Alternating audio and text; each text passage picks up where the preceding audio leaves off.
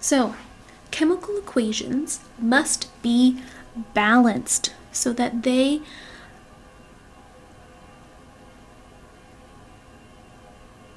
obey the law of conservation of mass, which you may recall from our previous lessons as being that mass can neither be created nor destroyed.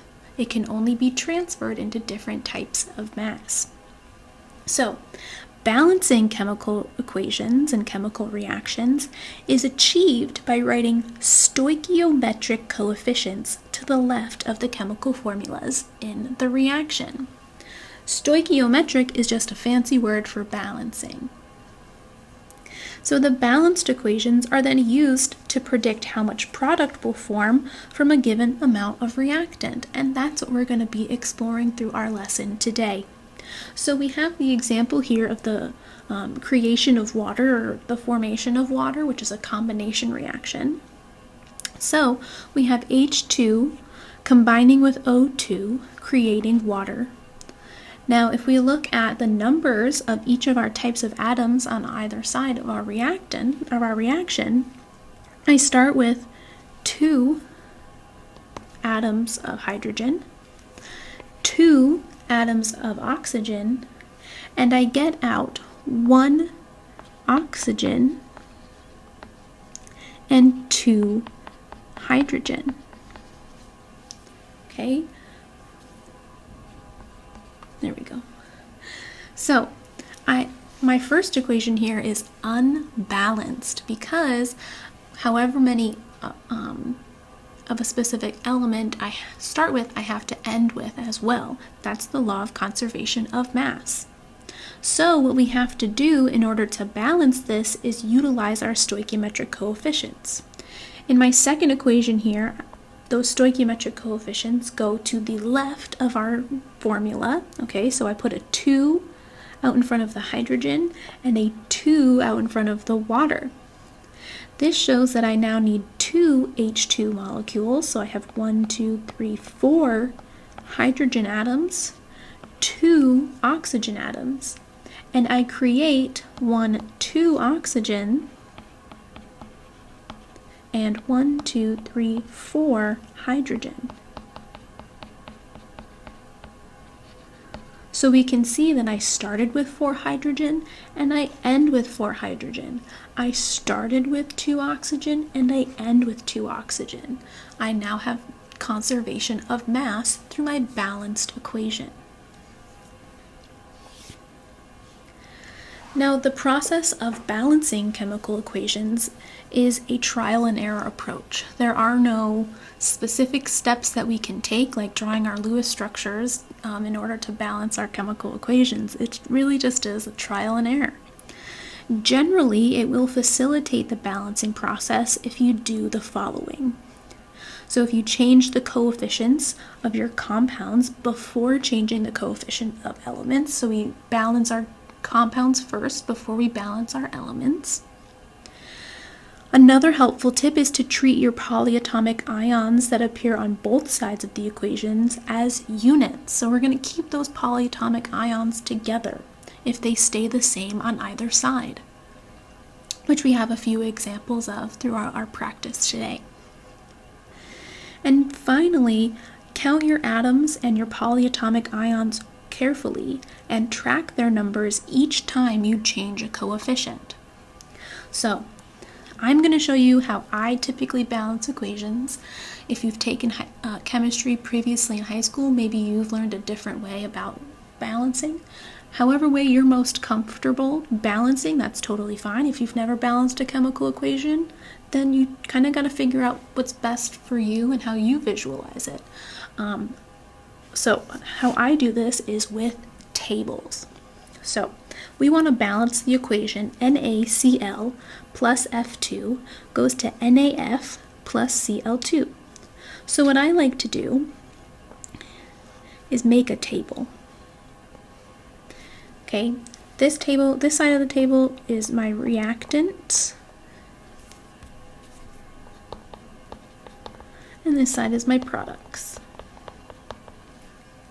In the middle here is where I'm going to put my individual elements that I'm going to keep track of as I balance my equation. So we have sodium, chlorine, and fluorine. Now in that column, unless it's a polyatomic ion, you just want to show the individual element. You don't want to show any subscripts or anything like that. You just want to show the individual element. So I didn't put that F2 in my column. I'm just taking stock of my individual elements. So before we start balancing, we just want to first see how many of each of those individual elements are on either side of our arrow. So on my reactant side, I have 1 sodium, 1 chlorine, and 2 fluorines, the 2 coming from my subscript in F2. On my product side, I have 1 sodium, 1 fluorine, and 2 chlorines. Again, that 2 coming from the subscript on the Cl. So we can see here that our equation is not balanced because I have unbalanced fluorine and unbalanced chlorine. So what we need to do is start putting on our coefficients in front of our compounds and our elements in order to start balancing. And with every coefficient I add, I'm going to take stock of what's on that side of the equation once again. So our guidelines say to change the coefficients of compounds before changing the coefficients of elements. So because I have fluorine and chlorine both unbalanced, I want to start with the compounds that contain both fluorine and chlorine. I want to avoid my elements. Okay, I'm going to do those last. So we can start with either NaF or NaCl. Okay, it doesn't matter which one you start with. Okay, again, this is the trial and error approach. Wherever you start, it'll somehow get you to the balanced equation. So let's start with NaCl. What coefficient would I have to put in front of the NaCl in order to balance my chlorines? Well, I would need to put a 2 out in front so that I balance out my chlorines. So that 2 out in front can be applied to the sodium and the chlorine. So because I changed one of my coefficients, I'm going to redo my table and recount what's on either side of my equation. So by adding that 2, I changed my sodium to a 2 and my chlorine to a 2. So that allowed me to have balanced chlorine, but now I'm unbalanced in my sodium and my fluorine. So what we have to do now is add another coefficient to a compound that has both sodium and fluorine that would hopefully balance those out. So let's look at that. Sodium fluoride here is another compound, so again we're prioritizing our compounds first. And we can add another 2 out in front. Because I have 2 sodiums and 2 fluorines on my reactant side, I want to get 2 sodiums and 2 fluorines on my product side. So by adding the 2 in front of the NaF, I changed my 1 to a 2 for sodium and my 1 to a 2 for fluorine because that 2 applies to sodium and fluorine. By adding that 2 instead of in front of sodium fluoride, I now have a balanced sodium and a balanced fluorine.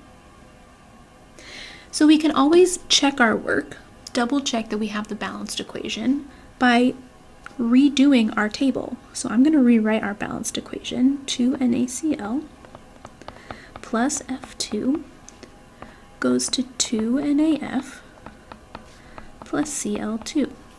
And I'm going to redo my table now that I have these coefficients and double check that everything is balanced.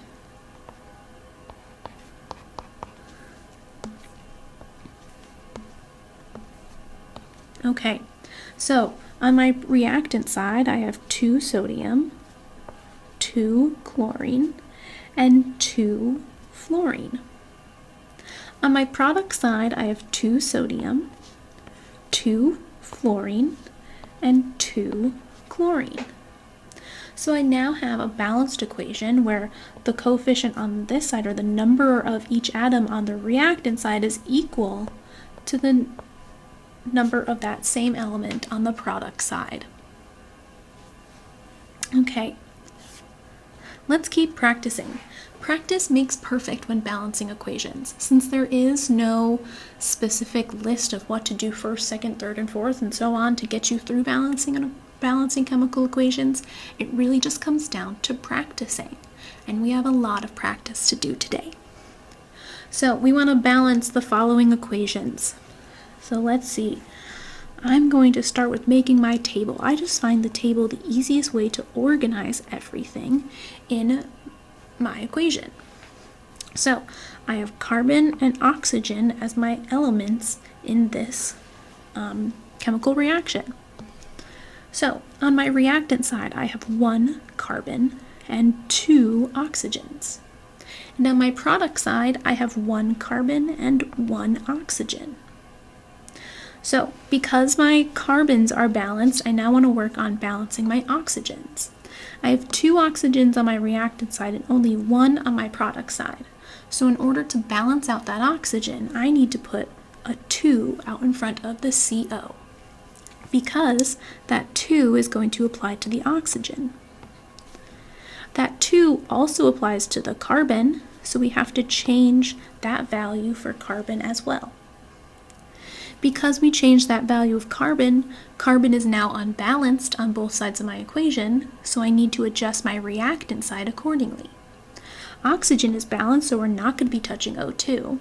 Carbon, though, is unbalanced. I have 1 on my reactant side and 2 on my product side, so I need to put a 2 out in front of the carbon there and make that 2. So I have 2 carbons on either side and 2 oxygens on either side. Okay, just erase that part. Let me just clean this up so we can see that it is 2 there. Okay, let's try another one. H2 plus Br2 goes to HBr. Okay, so I have H and Br. I have 2 hydrogens on my reactant side and 2 bromines on my reactant side as well. Again, those are coming from the subscripts here.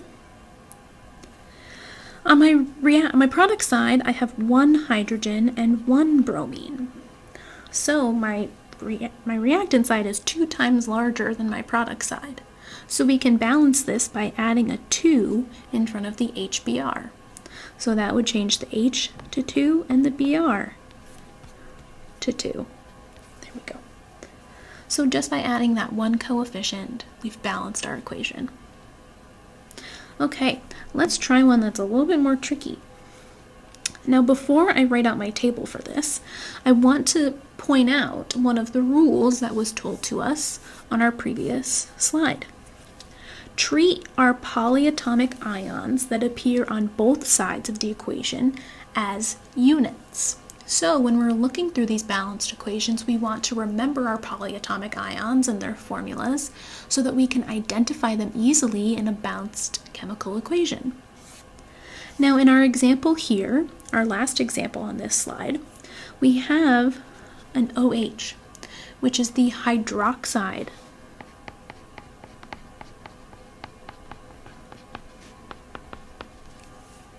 That's our hydroxide polyatomic ion. Now it's on our product side, but we don't see it necessarily on our reactant side. But it is really useful to think of our polyatomic ions as one unit if we can. So what I'm going to do is rewrite water as HOH, because that's keeping my polyatomic ion of OH together on both sides of the equation. Now you don't always have to rewrite water as HOH, you only have to do that if you see the hydroxide ion on one side of your equation, like we have here. Okay, so we're going to keep our OH together by simply rewriting water as HOH. Okay, so now that we do that, I'm going to just adjust where my table is. It's not centered, but that's okay. So for our elements, we have Rb, rubidium. We then have hydrogen by itself, and I'm going to keep that OH together.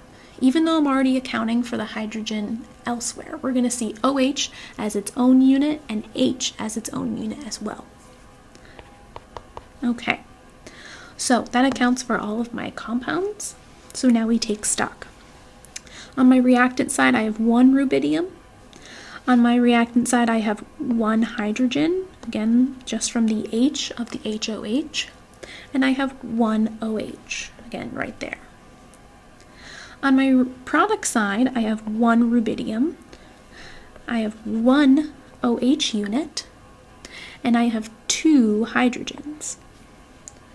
Now, if you wanted to, you could try to balance this by separating the O and the H as 2 separate elements and not keep your hydroxide ion together. You can do that, and you will end up balancing the equation, but it does become a lot harder because that hydrogen is being split up between 2 different compounds or 2 different products. So it just becomes a little bit more tricky. So by knowing that the OH, the H from one H from the water, is actually just a part of the hydroxide ion, makes it a lot easier to balance. Okay, so because my hydrogen is unbalanced, I'm going to add a coefficient onto my reactant side in order to balance that out. So I'm going to add a 2 onto that side. That 2 is going to apply to the hydrogen and to the OH. Okay, so that's going to change to 2 hydrogens and 2 OHs. So that will allow me to balance my hydrogens, but now my hydroxide is unbalanced. So to account for that, I have 2 hydroxides on my reactant side and only 1 on my product. So I need to put a 2 out in front of my RBOH in order to balance that out, because that 2 will apply to the rubidium as well as the OH, the hydroxide ion.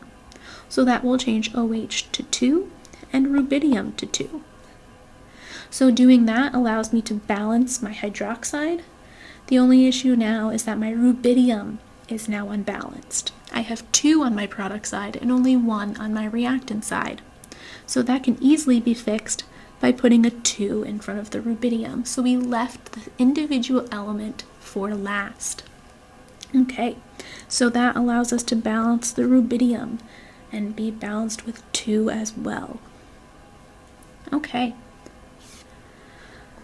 let's try a few more. So what I want you to do for these 2 problems is I want you to pause the video and I want you to practice counting the number of each element, or if it's a polyatomic ion, the unit of the polyatomic ion. Start counting how many are on each side of the equation. I will say that here in our second example we have an OH and a water, so we are going to want to see this water as an HOH so that we keep that OH together. Okay, so pause your video, take stock of what's on both sides of your reactants and your products, and then attempt to balance these.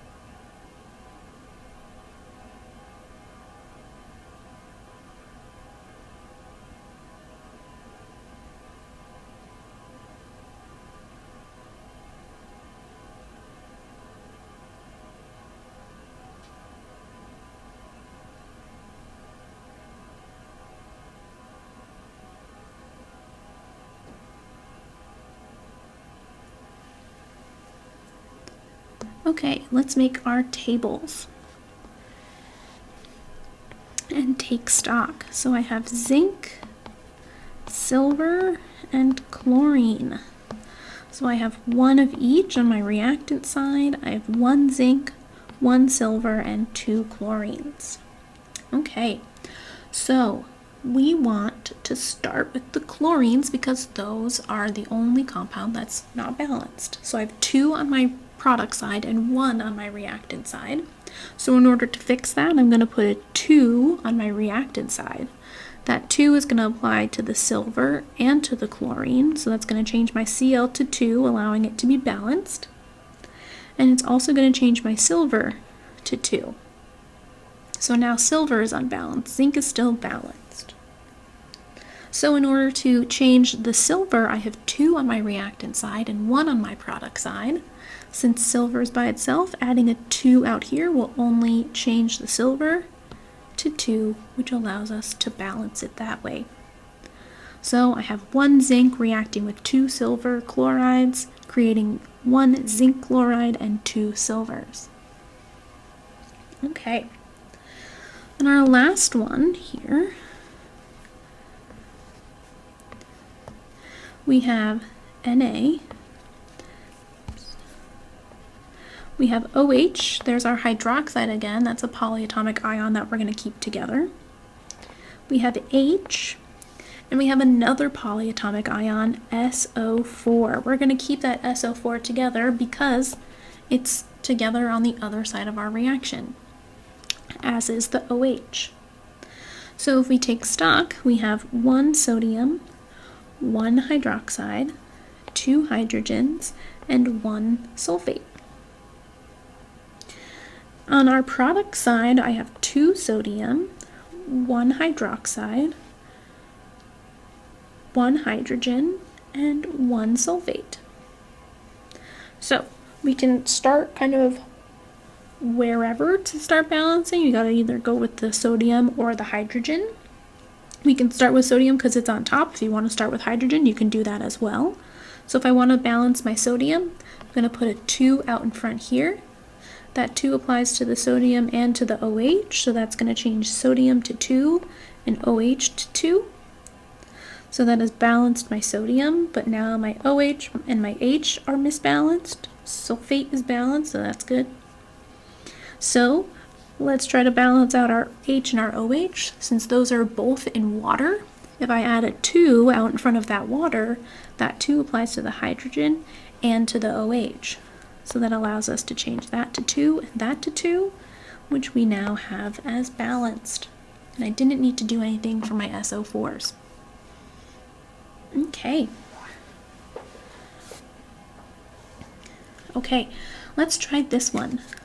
Balance the following reaction, and which set of coefficients is correct. So you have a few options here. Okay, so pause your video, look at these options, and try to balance this equation.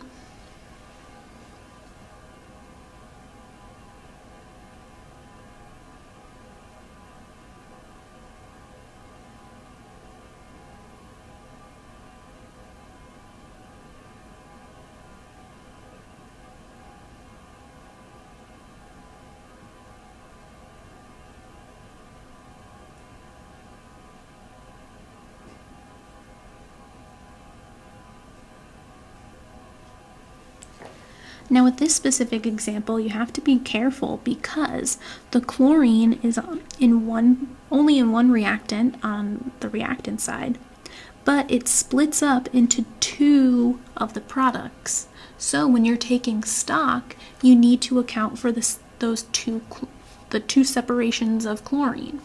So let's take stock. Let's see how we do that. So we have P, Cl, H, and O. Since I don't have any OHs as a unit anywhere in my reaction, we can just see water as H2O and separate hydrogen and oxygen. We should not be putting it as OH because the polyatomic ion is not present. Okay, so on my reactant side, I have 1 phosphorus, 5 chlorines, 2 hydrogens, and 1 oxygen. On my reactant side, I have 1 phosphorus, 1 oxygen, 1 hydrogen, and now for my chlorines, I have 3 in my first product and 1 in my second. So in total, on the entire product side, I have 4 chlorines. So even though they're separated, we still count them as a total when we're doing our tallies here in our table. Okay. So because chlorine is separated between two different products, we want to try to avoid balancing that first because it's going to get affected by additional balancing of those other products, okay? So if it's separated, just try to avoid it until the very last step. So let's try to balance our hydrogens. So we have hydrogen, we have 2 of them on our reactant side and 1 of them on our product side. So by adding a 2 in front of our HCl, that changes our hydrogen to 2, right? That then changes our chlorine to 2. So I now have 2 chlorines plus 3 chlorines. So that changes my value to 5. But just by adding that 2 in front of the HCl, we've balanced our chlorines and our hydrogens. Our oxygen and our phosphorus were already balanced beforehand. So this is our balanced equation. We only needed to add a 2 for one of our coefficients.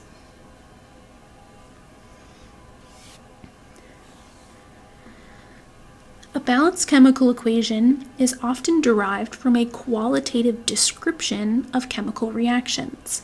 So for example, consider the decomposition of water to yield molecular hydrogen and oxygen. This requires us to remember certain terms about chemicals and elements as well as our types of reactions. So we know this is going to be a decomposition reaction, and it's the decomposition of water. So water is going to be our only reactant because it's decomposing, so we're starting with 1 reactant and creating 2 or more products. Okay, and then it yields, so our product is molecular hydrogen and oxygen.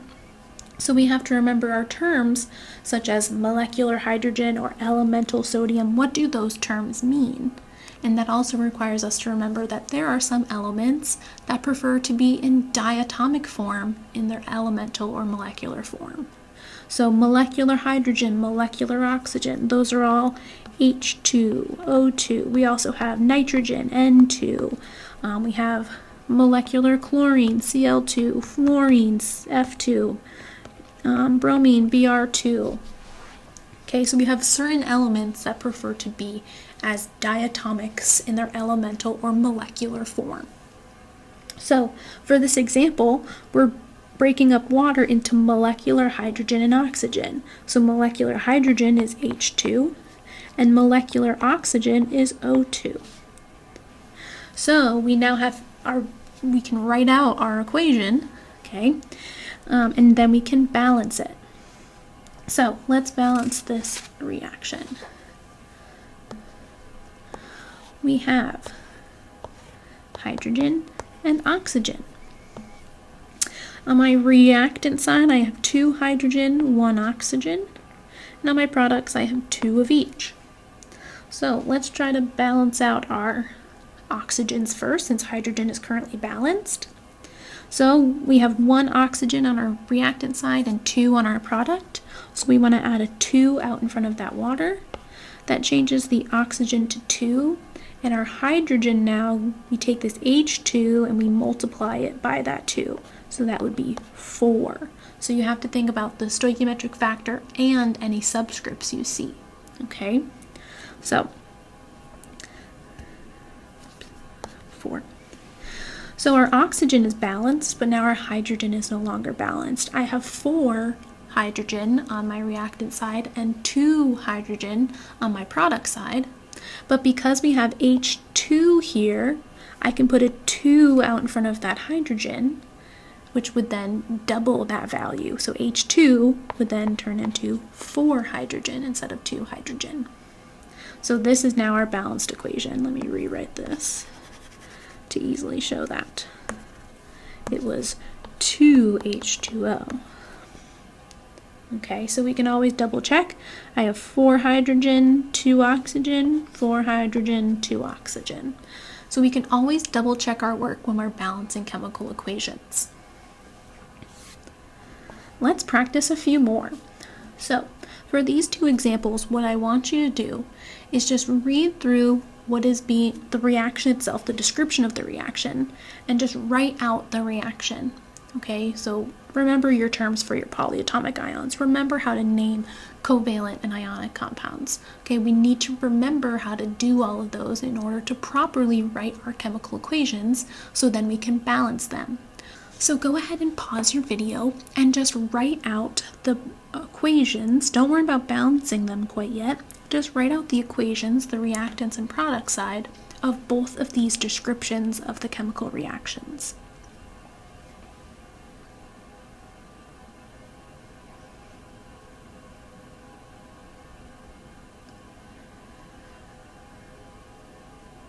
Our first example has us using two polyatomic ions. So we have ammonium nitrite.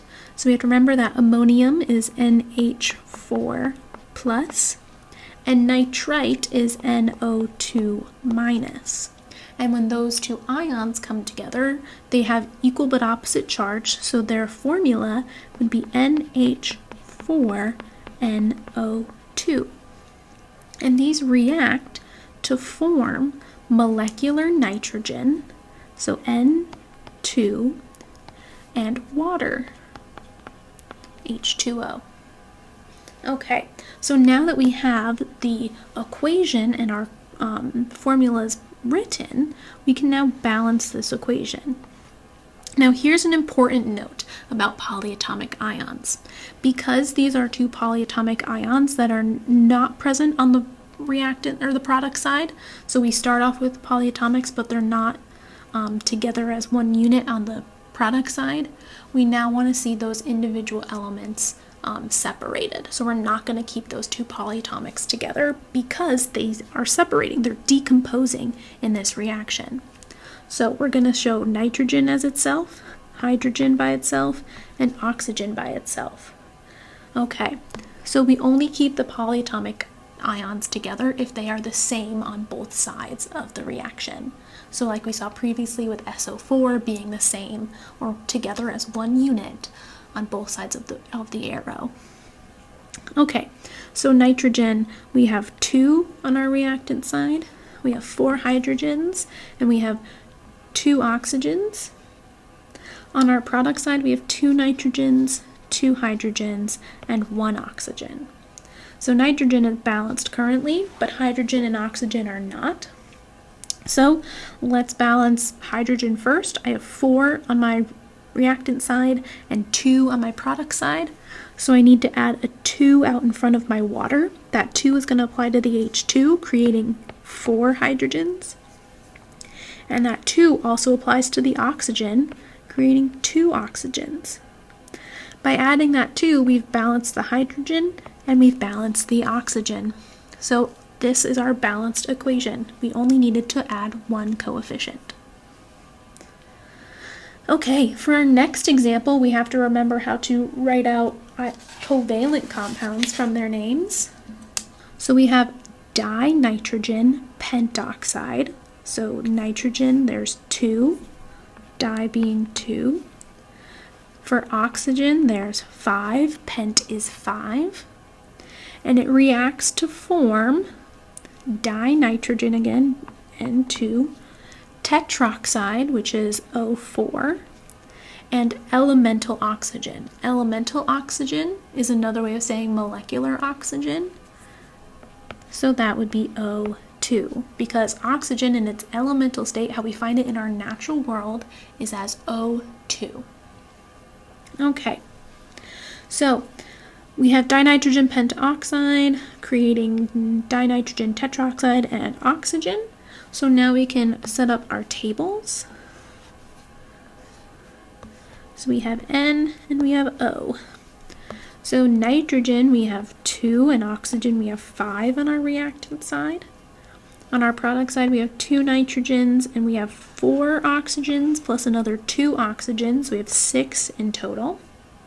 Okay, so let's try to balance our oxygens. So there isn't really a single coefficient that's going to allow us to get from 5 to 6 oxygens because we have to use whole numbers only.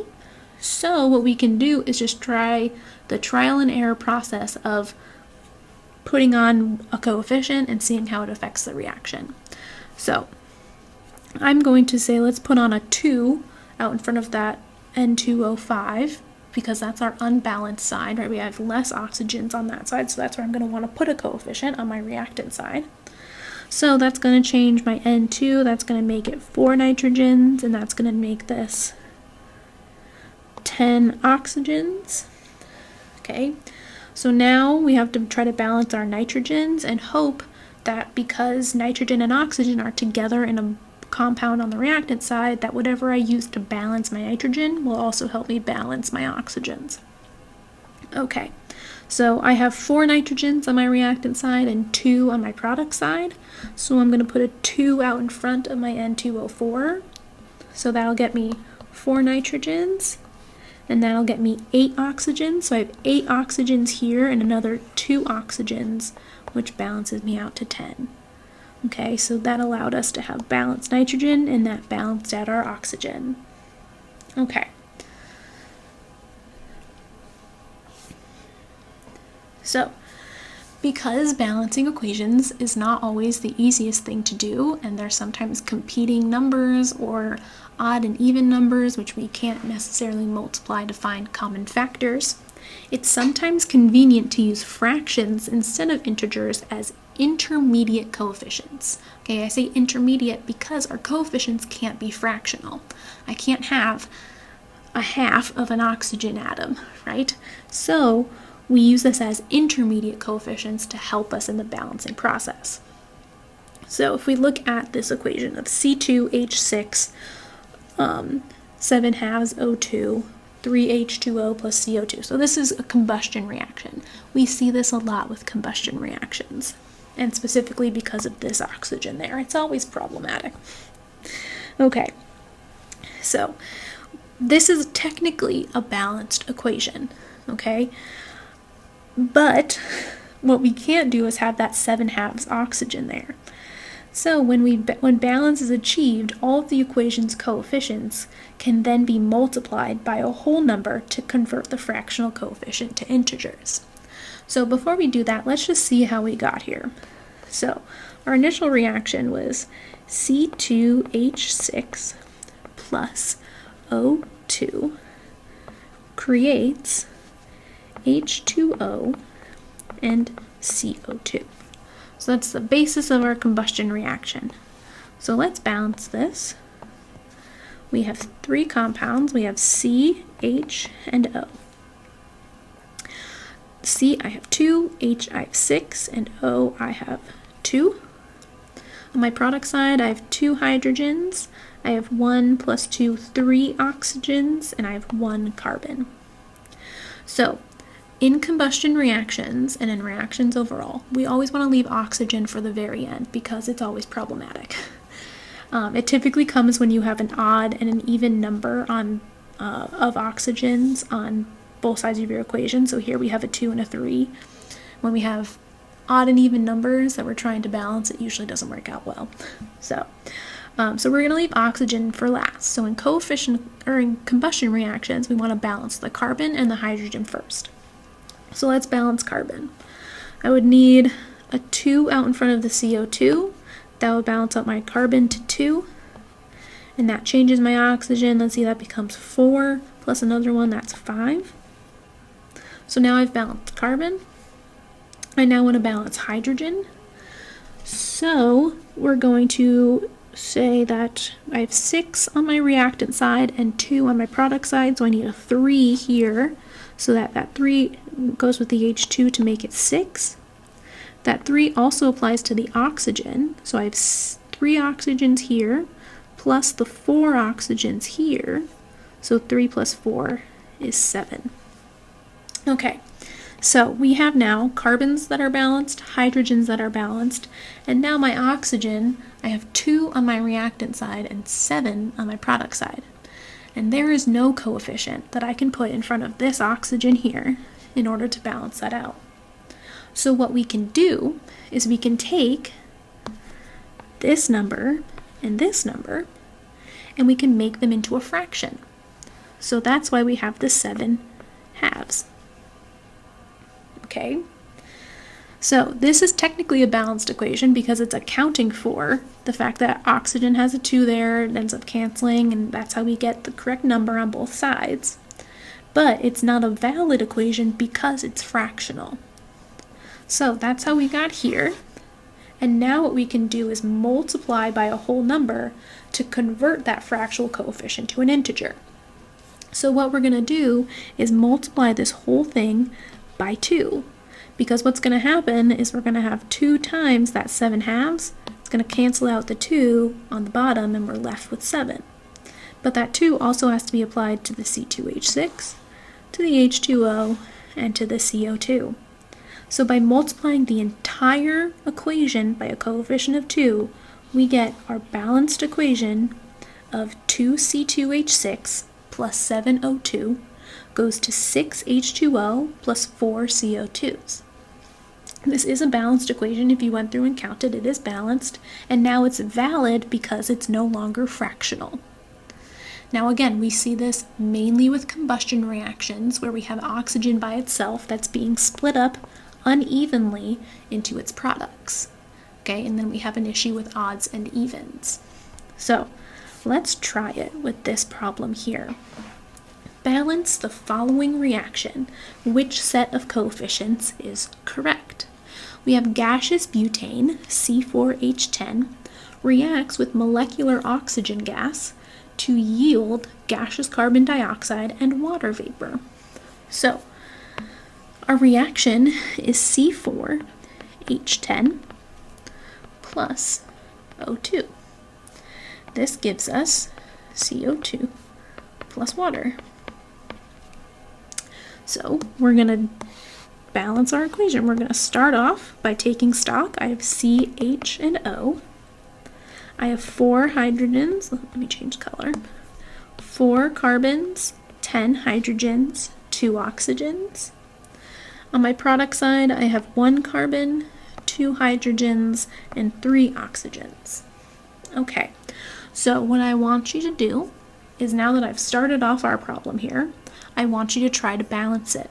First, balance carbon. Second, balance hydrogen. And third, balance oxygen. I say balance because as we see, it's an odd and an even, so it's going to be a little tricky. So see if you can figure out what fraction you need to use in order to balance the oxygen. And based off of that, try to figure out the full answer to this problem.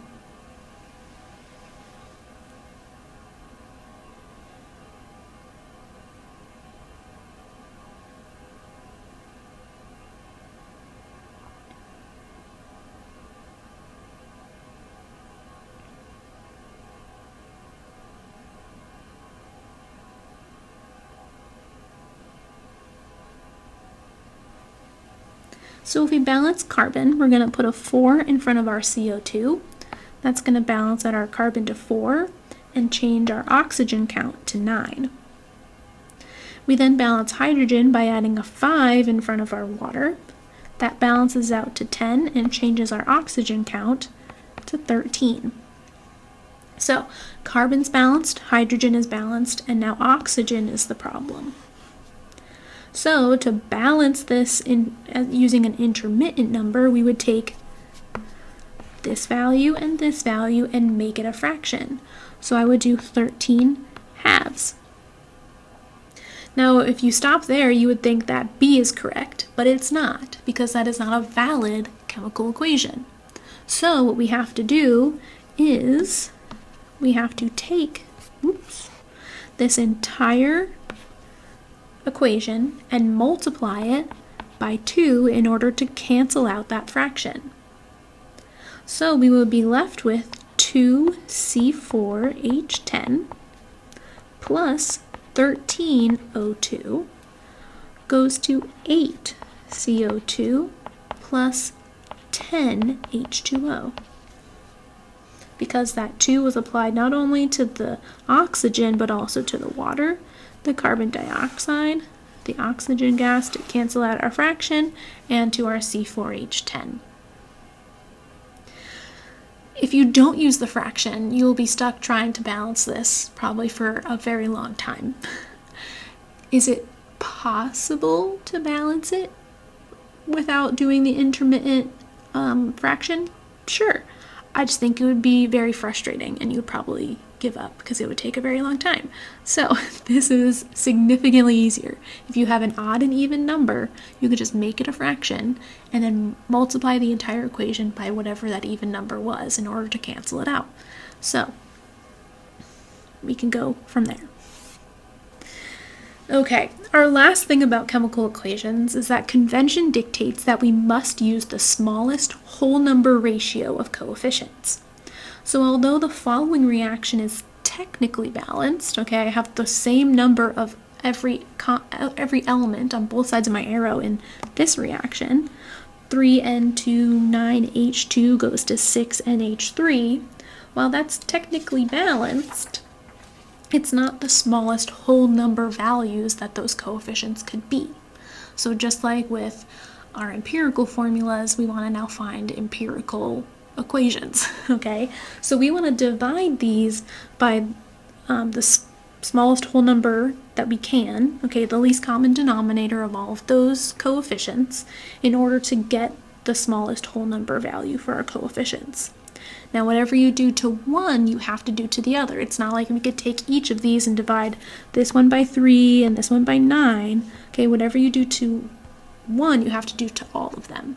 So for 3, 9, and 6, we would then divide this whole thing by a value of 3 because that's the least common denominator of those coefficients. Okay, 3, 9, and 6. So we take 3 divided by 3, we get 1. Okay, when we have a coefficient of 1, we don't show it. Then we have 9 divided by 3, which would give us 3 H2s, and 6 divided by 3, which would give us 2 NH3s. So if as you are going through and practicing balancing, you're going through, sometimes students take other routes in order to balance, and that's fine, okay? Just make sure that your final equation can't be simplified. Can you divide all those coefficients by 2? Would it simplify it further? Okay, so make sure that you are using the smallest whole number coefficients for that specific equation. Okay, so let's practice that. Which of the following equations best represents the reaction in the diagram below? So we have our little table here. We have A, B, C, and D. So we can count up our individual atoms. Okay, and we can say that I have 1, 2, 3, 4, 5, 6, 7, 8. A reacts with 1, 2, 3, 4 B molecules, and I create 1, 2, 3, 4 C molecules and 1, 2, 3, 4 D molecules. So that's my equation. 8 of A reacts with 4 of B, and I create 4 C's and 4 D's. Is that one of my options? No. And why is that? Because these coefficients can be simplified. So we can simplify all of these by dividing by 4. Okay, so that simplifies this to 2A plus B goes to C plus D. And that is one of our options there. So even though we have it in this inflated amount, we have to show the simplest whole number coefficients for that reaction. Okay, consider the reaction below between molecular nitrogen and molecular oxygen to form the product nitrogen dioxide. Balance this reaction and classify the type of reaction it is. Well, we don't need to have a balanced equation to know our classification. Okay, all the equations we looked at in the beginning of this lesson were not balanced. So we can see that we're starting with 2 reactants and creating one product. So we're combining our reactants together. So this would be a combination reaction. So now all we have to do is balance the equation. So take a second, pause your video, and balance this equation, and we'll come back with the answer.